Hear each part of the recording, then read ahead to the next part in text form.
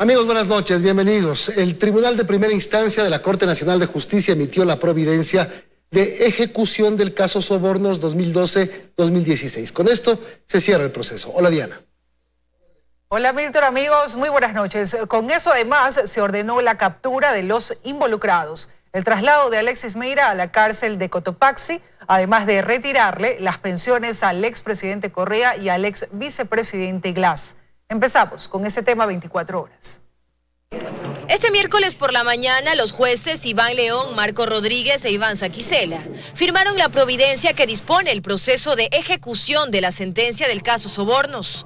Los magistrados miembros del tribunal de origen dispusieron que se oficie ya al comandante general y al jefe de la Policía Judicial la inmediata localización y captura de 18 de los sentenciados, debiendo tales autoridades informar a este tribunal para proceder a emitir las boletas de encarcelación, dice la providencia. La Corte Nacional de Justicia ha actuado en derecho. Simplemente hemos actuado en derecho y es justicia. También se ordena oficiar al Consejo Nacional Electoral sobre la pérdida de los derechos de participación de todos los condenados.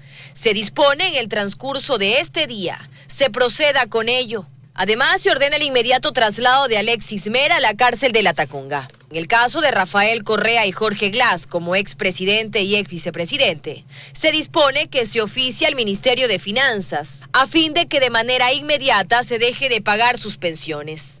En el caso de Viviana Bonilla, quien sigue siendo asambleísta, se dispone se oficia a la Asamblea Nacional para que se tome decisiones sobre su condición. Sobre la reparación económica, se ordena que el monto de $14.745.000 sea cancelado de forma proporcional. Los autores directos deberán pagar $778.000 cada uno y los cómplices $368.000. Se ha dispuesto que la Procuraduría General del Estado, que es la víctima en representación del Estado, en un plazo de 24 horas llegue a consignar el número de cuenta del Estado en donde debe hacerse el depósito del dinero. Si no lo hicieren, empieza un proceso de ejecución en ese sentido que fundamentalmente tiene que ver con el comiso de bienes. El pago deberá realizarse a más tardar 30 días después de que se ejecutaría el proceso, dice el tribunal. También recalcan el cumplimiento de la reparación simbólica, las disculpas públicas en la Plaza de la Independencia, la placa en el Palacio de Carondelet y las 300 horas de clases de ética. Además, se dispone la Fiscalía que informe cómo avanzan las investigaciones en torno al presunto cometimiento de otros delitos que parten de este proceso, como peculado, enriquecimiento ilícito público, enriquecimiento ilícito privado, lavado de activos, testaferrismo y concusión, donde se incluye a Doris Solís, Galo Mora, Tomislav Topic, Jimmy Salazar, José Concienzao y Marcelo Odebrecht. Es como en manos del tribunal que redactó la sentencia, el tribunal de origen. La misma queda finalmente ejecutada. Con esto se concretará el traslado a prisión de los pocos sentenciados que aún están en el país y la muerte política de los condenados, incluido el expresidente Rafael Correa, quien no solo no podrá ser candidato en las próximas elecciones, sino que, según esta sentencia firme, jamás. Dayana Monroy, 24 horas. El Tribunal de la Corte Nacional de Justicia rechazó el recurso de apelación presentado por el excontralor Carlos Pollitt y su hijo John. Con ello se ratifica la sentencia de 6 años por concusión, un hecho relacionado con pagos de la empresa brasileña Odebrecht. 2 años después de haber recibido sentencia en esta misma sala de la Corte Nacional de Justicia, el Tribunal de Apelación rechazó este recurso y ratificó la pena de 6 años de prisión en contra del excontralor Carlos Pollitt y de 3 en contra de su hijo John Pollitt por el delito de concusión. Para la acusación particular encabezada por la Corporación Eléctrica del Ecuador, CELEC-P, esta es la resolución que se esperaba. Pues existe mucha coherencia en el análisis que la sala ha hecho. Existen los suficientes elementos, tanto testimoniales como documentales. Tras 2 días de audiencia, el tribunal manifestó que se logró comprobar de forma fáctica y jurídica que Carlos Pollitt exigió 6 millones a la empresa brasileña Odebrecht para desvanecer glosas que existían en su contra con respecto a la hidroeléctrica San Francisco, 4.1 millones de dólares más para emitir informes favorables en otros proyectos, como el poliducto Pascuales Cuenca, refinería del Pacífico, acueducto La Esperanza, entre otros. La afectación directa económica no se podría determinar en cuanto a un monto específico. Habla de un monto total de $10.100.000. Con respecto a John Pollitt, se estableció que beneficiándose del cargo de su padre solicitó dinero. Además, como cómplice habría colocado 1.7 millones del dinero de Odebrecht a modo de préstamo en dos empresas, Plastikim y Cosani. Como parte de esta sentencia, Carlos Pollitt y su hijo John Pollitt deberán devolverle al Estado ecuatoriano $40,4 millones. En Quito, Daniela Valencia, 24 horas. Franklin Lara, el piloto de la avioneta en la que Daniel Salcedo intentó fugar del país, fue detenido ayer en el norte de Guayaquil. Lara es acusado dentro de la investigación por fraude procesal.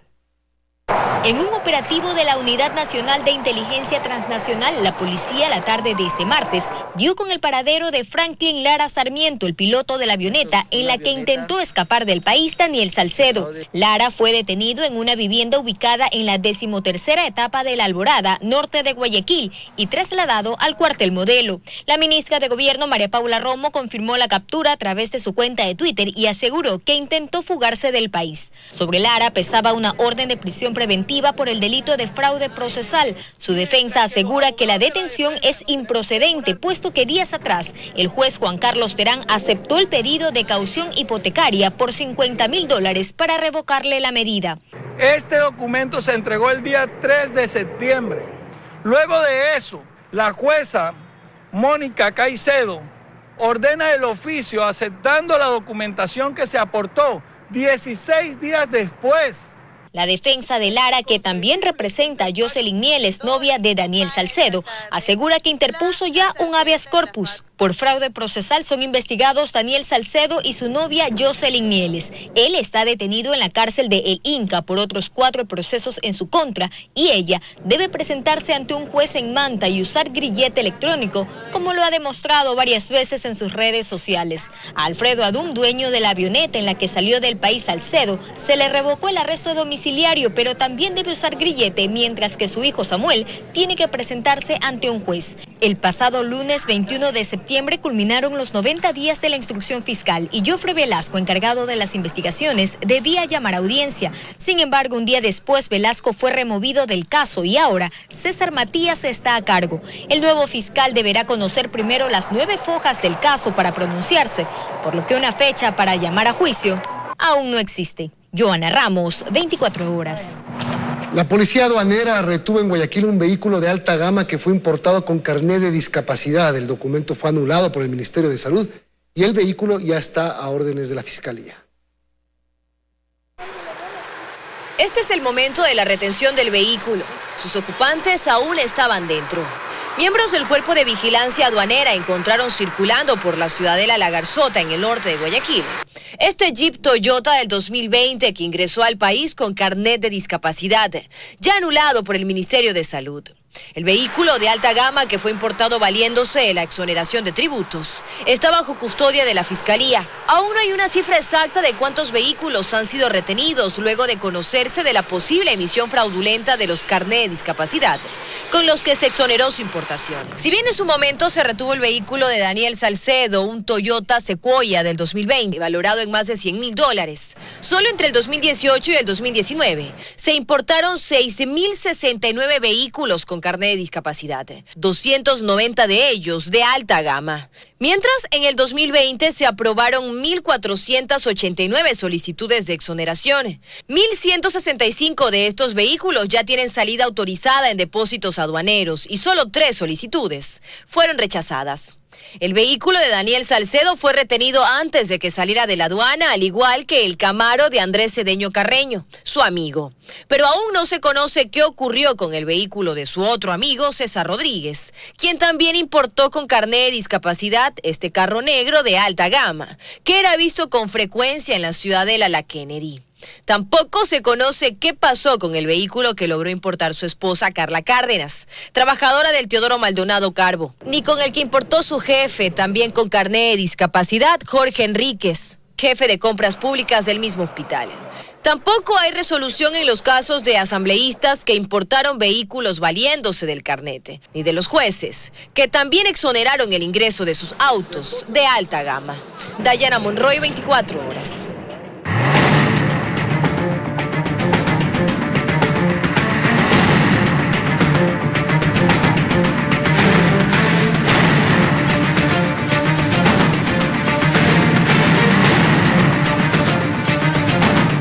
nuestro seguimiento sobre lo ocurrido con las millonarias inversiones del Seguro Social de la Policía, ISPOL, les tenemos los detalles de la colocación de 205 millones de dólares a través de la compra de bonos de deuda externa y quienes han participado en las transacciones aparentemente fallidas en ISPOL. Fausto Yepes está otra vez con nosotros para contarnos. Fausto, ¿en dónde estará el perjuicio aquí? Sí, gracias. Hola, ¿qué tal, Milton? Amigos, buenas noches. Se trata de una operación con oferta de recompra en donde el ISPOL entregó 205 millones de dólares a cambio de bonos de deuda externa, cuya existencia aún está en duda, pues el gran inversionista del ISPOL, Jorge Cherres Miño, entregó papeles supuestamente a una calificadora que no tiene capacidad legal para custodiarlos. Se trata de Decebale. Quienes se sienten perjudicados creen estar frente a una gran estafa, pero de algo no hay duda alguna, y es que el ISPOL tiene un récord ya de malas inversiones, y casualmente con los mismos personajes a la cabeza. Jorge Cherres Miño, ese misterioso inversionista que se hizo de 532 millones de dólares de fondos del Seguro Social de la Policía Nacional, entregando a cambio papeles sin respaldo, no habría actuado solo. Las evidencias apuntan a un trabajo en equipo que habría incluido funcionarios del ISPOL, gente en Decebale, empresa depositaria de los papeles, y entidades de control que cegaron su trabajo frente a transacciones que comprometieron gran parte de los ahorros de los afiliados de la policía. Ahí está su vejez, ahí está su futuro. No vamos a permitir que desaparezcan esos recursos. El caso Ibecorp muestra con certeza que el mago Cherres tenía más que un ángel para sus inversiones con el ISPOL. 205 millones de dólares en juego. Para este economista resulta al menos sospechoso que el ISPOL haga negocios así sin más. Hacen este movimiento de bonos con una persona que no tiene ni siquiera el respaldo patrimonial. Lo cierto es que el ISPOL firma con Ibecorp este contrato para una operación de reporto compacto de recompra, y consiste en que el ISPOL entrega 205 millones de dólares en efectivo a Ibecorp de Jorge Cherres, quien a cambio transfiere bonos de deuda externa en favor del ISPOL. Cherres a su vez se comprometió a recomprar de a poco los bonos, generando así una ganancia para el Seguro Social de la Policía. Y hasta aquí la inversión no parecía tan mala. No obstante, en 2019 Cherres cae en default, es decir, deja de recomprar los bonos al ISPOL, y los incumplimientos alertan a los directivos sobre posibles irregularidades, con una estafa en ciernes. Pedidos de información que fueron negados. Nunca nos dieron la información precisa, generando desconfianza. Las condiciones del contrato dejaron al ISPOL en el aire frente a un mago que no arriesgaba nada. Y es que en esta operación Cherres logró un candado casi imposible de abrir. Entre los beneficios que obtuvo es que Cherres sigue cobrando los intereses por los bonos supuestamente en poder del ISPOL. Además, Cherres paga un interés menor por el dinero, y aún en default, el ISPOL está impedido de negociar estos bonos. Y lo que es más grave, ni siquiera hay la certeza de que los bonos existan, pues deberían estar en manos de tenedores internacionales y no en Decebal, que no tiene capacidad legal para custodiarlos. Es una estafa busca tontos o busca corruptos, y encontró el espacio ideal. Esas personas que manejaban el portafolio sabían lo que estaban haciendo, sabían que estaban trabajando en algo que no era legal. Una institución que maneja los recursos de no menos de 70,000 afiliados ha empeñado buena parte de los ahorros con destino aún incierto. El mago firmó con el director del ISPOL de entonces, David Proaño Silva, y antes debió haber una comisión de inversiones. Entonces, Cherres no estaba solo. Bastante inverosímil que haya sido solo, por ejemplo, el señor Cherres, y que una persona le dio el dinero sin que otro grupo de personas se haya enterado. Y adicionalmente en el Ecuador tenemos órganos de control, tanto de compañías como de instituciones del sistema financiero. Las autoridades han identificado algunos nombres que al menos supieron de estas inversiones. Los exdirectores del ISPOL, Enrique Espinosa de los Monteros en 2015 y David Proaño Silva hasta el 2019. Los superintendentes de compañías, Suad Mansur entre el 2011 y 2018, Víctor Anchundia entre el 2018 hasta la fecha. Además de los superintendentes de bancos, Pedro Solines entre el 2010 y 2015 y Cristian Cruz entre el 2016 y el 2018. Revisado el tema, la penalista Paulina Araujo ve con claridad una serie de infracciones. La estafa, porque usted tiene una persona a través de sus empresas que ofrece algo que sabe que es irreal, algo falso, algo quimérico. La falsificación y usar dolosamente o el uso doloso de un documento que ya vino falso. Hay indicios de varios delitos. También yo considero que hay participación criminal. Se sabe que estas dos empresas que negociaron con el ISPOL no son las únicas de Jorge Cherres Miño, un personaje apenas conocido en el mundo de los inversionistas, pero ya famoso por tener en sus manos al menos un tercio del dinero de la seguridad social de los policías. Desde el ISPOL se sabe que Jorge Cherres suele conectarse por Zoom para hablar de los pagos y cuentas pendientes producto de sus inversiones. No tiene domicilio fijo, pero algo sí es seguro, y es que no está en el país desde el 6 de marzo pasado, cuando viajó rumbo a Cali como turista. El mago por ahora es ya investigado. Hacemos una pausa y regresamos con más en 24 horas. Gracias por acompañarnos. El binomio del movimiento Creo se inscribió en el Consejo Nacional Electoral esta mañana. Guillermo Lasso y su compañero de fórmula Alfredo Borrero explicaron los principales puntos de su propuesta de plan de gobierno. Por tercera ocasión, Guillermo Lasso busca la presidencia de la República. Él oficializó su candidatura junto con Alfredo Borrero en el Consejo Nacional Electoral, aunque en esta ocasión fueron otras las circunstancias y medidas de bioseguridad debido a la pandemia. Lo acompañaron candidatos a la Asamblea Nacional y representantes de otras organizaciones políticas que respaldan su proyecto. Posteriormente, en un hotel de la ciudad, detalló sus propuestas y aseguró haber comprendido lo que necesitan los ecuatorianos. Que el cambio viene para rescatar la economía.